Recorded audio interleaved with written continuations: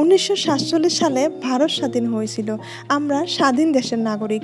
তবে কোথায় আমাদের স্বাধীনতা, কোথায় আমাদের নিরাপত্তা? কোথায় তো দেখি না, কোথায় তো খুঁজে পাই না।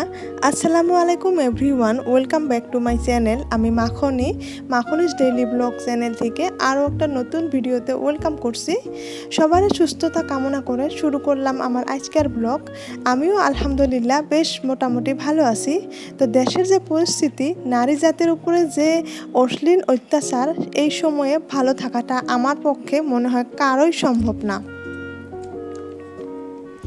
আমার আজকের ভিডিওতে কতটুকু ভিডিও রিলেটেড কথা বলতে পারবো আমি জানি না, কতটুকু সাজিয়ে গুছিয়ে কথা বলতে পারবো সেটাও আমি জানি না।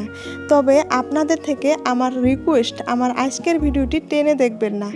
আমার আজকের ভিডিওটি দেখলে হয়তো আমার মনের ভাব, দুঃখ, কষ্ট প্রকাশের মাধ্যমে হয়তো একজন নারী বা একজন পুরুষ সচেতন হতে পারে, কারোর জীবন রক্ষা হতে পারে, কারোর মায়ের বুক হয়তো এইভাবে খালি হতে না পারে, কারোর স্বপ্ন যদি চুরমার এইভাবে করে দেওয়া হয়। তবে আমি সেই বিষয়ে আমার মনের ভাব আপনাদের সাথে প্রকাশ করতে চাই। আরজি কর মেডিকেল কলেজে যে ঘটে যাওয়া ঘটনাটি মৌমিতা দিদিমণির সাথে, এইটা কি আসলে সহ্য করার মতো? এটা কি মেনে নেওয়া যায়? আমার তো মনে হয় কোনো নারী জাতি মেনে নিতে পারবে না। কেন মৌমিতা দিদিমণির সাথে এত অশ্লীল ঘটনা ঘটানো হলো? আরজি কর মেডিকেল কলেজ এত বড় নামি দামি একটা কলেজ হওয়া সত্ত্বেও সেখানে কোনো নাই সেফটি, কোনো নাই সিসিটিভি ক্যামেরা। একজন ডক্টর হয়ে ঘন্টার পর ঘন্টা ডিউটি করার পর, মানুষের সেবা করার পর কোনো নেই একটা সেফটি রেস্ট নেওয়া জায়গা। দিন রাত একাকার করে ডিউটি করার পর একটু বিশ্রাম নিতে গিয়ে তার চোখে চলে আসলো ঘুম। দিদিমণি কি ভেবেছিল যে এই ঘুমে নিয়ে আসবে তার জীবনের এই করুণ অবস্থা? কোনো এক পিশাচের দিদিমণির বিশ্রাম নেওয়াটা সহ্য হলো না, আক্রমণ করলো দিদিমণিকে খুব খারাপভাবে। তবে কিভাবে, কি করেছিল দিদিমণি? ইতিমধ্যে আপনারা সবাই জানেন যে কেন, কিভাবে, কি করা হয়েছিল। সোশ্যাল মিডিয়াতে আজ এই বিষয় নিয়ে হাহাকার চলছে। তবে মৌমিতা দিদিমণি আমাদের মাঝে এখন আর নেই, সেটাও সবাই জানেন। তো তারপরেও আমি কিছু কথা আপনাদের সাথে শেয়ার করতে যাচ্ছি যে কেন, কি কারণে এই ধরনের অশ্লীল ঘটনাগুলো আমাদের নারী জাতির উপরে ঘটে। কেন, কেমন স্বাধীন দেশ, যে কোথায় তো নারীরা স্বাধীনতা পাচ্ছে না।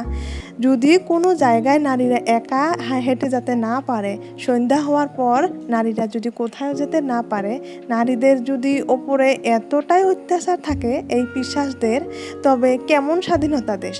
স্বাধীন তো তাহলে পুরুষদের জন্যই, মেয়েদের জন্য কোনো স্বাধীনতা নাই। এই দেশটা তাহলে কি পুরুষের, নারীদের হতে পারে না? মৌমিতা দিদিমণি শুধু সাধারণ একজন নারী ছিল না, সে একজন নামি দামি ডাক্তার ছিল। সে দিন রাত একাকার করে মানুষের সেবা করত। কেন তার উপরে এত অত্যাচার চালিয়ে তাকে মারা হলো? তো প্রথমত শুনেছিলাম যে একজন পিশাচে দিদিমণির সাথে অত্যাচার চালিয়েছিল, কিন্তু ইদানিং শোনা যাচ্ছে সব কিছু তদন্ত করার পর যে দিদিমণির সাথে 18 থেকে 20 জন পিশাচে অত্যাচার চালিয়েছিল। হায় হায়, এ কি আমাদের স্বাধীন দেশ? আসলে কি বলবো, বলার কোনো ভাষা নেই। হতে পারে স্বাধীন দেশ, কিন্তু নারী জাতির কোনো স্বাধীন নেই, কোনো স্বাধীনতা নেই। 18 থেকে 20 জন যে পিশাচ ছিল সেখানে, তার মধ্যে একজনও কি সেখানে মানুষ ছিল না? একজনেরও কি একটু মায়া লাগে নেই যে কমসে কম জীবনটা রাখি? আসলে দিদিমণি যদি বেঁচে থাকতো তাহলে হয়তো বলতো আমি বেঁচে থাকার থেকে মরে যাওয়াই ভালো ছিল। আসলে কি জানো, উপরওয়ালায় যা করে ভালোই করে। দিদিমণি তুমি যেখানেই থাকো না কেন, তুমি ভালো থেকো, তোমার আত্মার আমরা সবসময় শান্তি কামনা করি। আমরা এই পিশাচদেরকে কখনোই ছাড়বো না। উচিত শাস্তি, উচিত বিচার আমাদের লাগবেই। কেন এই ধরনের অত্যাচার আমাদের নারী জাতির উপরে? আমার তো মনে হয় দেশের প্রধানমন্ত্রী এবং রাজ্যমন্ত্রী যে কিনা নারী হোক, যদি কোনো পিশাচরা সুযোগ পায়, যদি কোনো সুবিধা পায়, সেই সুযোগ সুবিধা কোনোদিনও হয়তোবা সেই প্রধানমন্ত্রী রাজ্যমন্ত্রীকেও ছাড়বে না। পিশাচরা হয়তোবা তাদের সাথেও এই অশ্লীল ঘটনাগুলো করবে, কারণ তারাও তো নারী।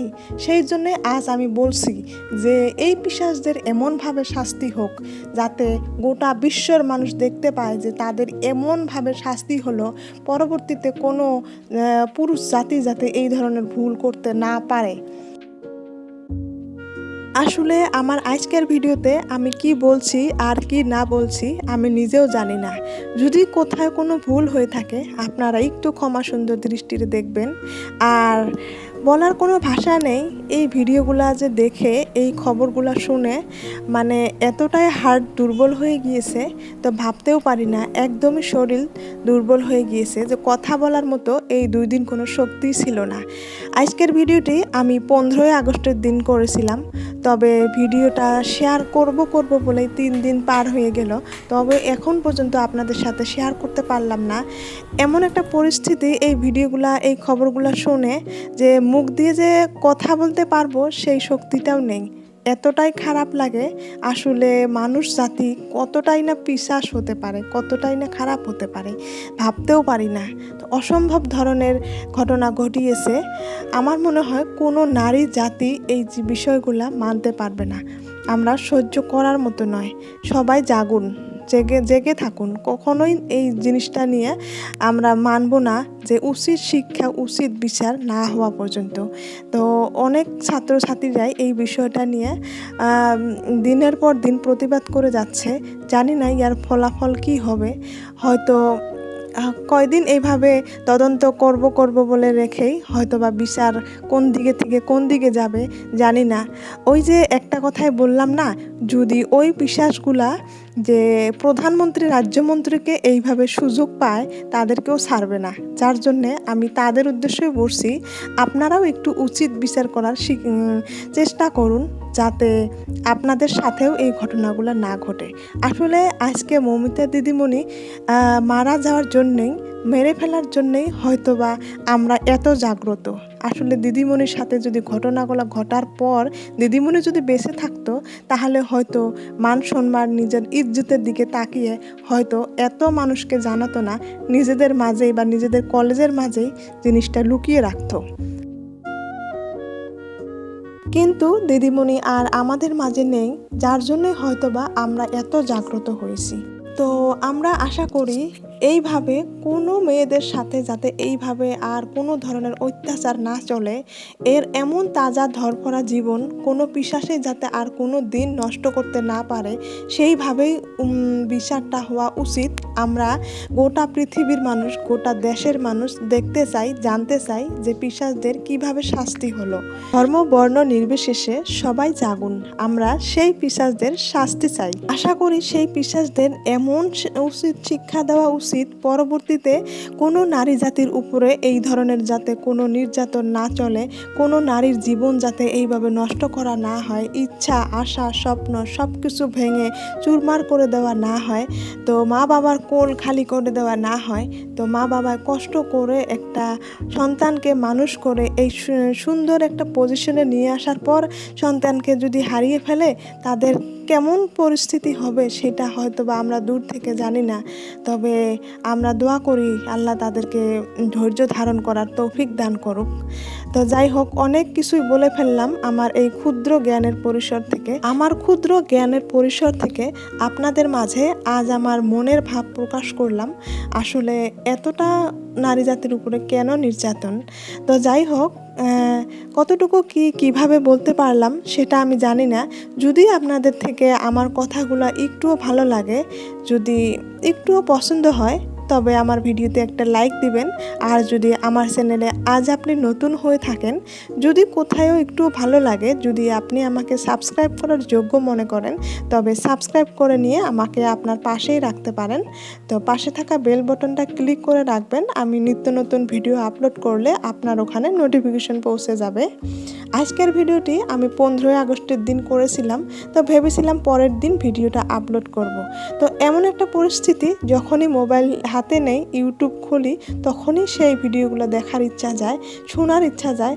যখন দেখি, যখন শুনি, হার্টটা এত দুর্বল হয়ে যায়, ভিডিওতে ভয়েস দেওয়ার মতো কোনো সিচুয়েশন নাই, এমন একটা পরিস্থিতি। তো যাই হোক, আজকে অনেকটাই সাহস নিয়ে, মনের মধ্যে অনেকটাই সাহস জাগিয়ে নিয়ে ভিডিওতে ভয়েস দিতে এসেছি।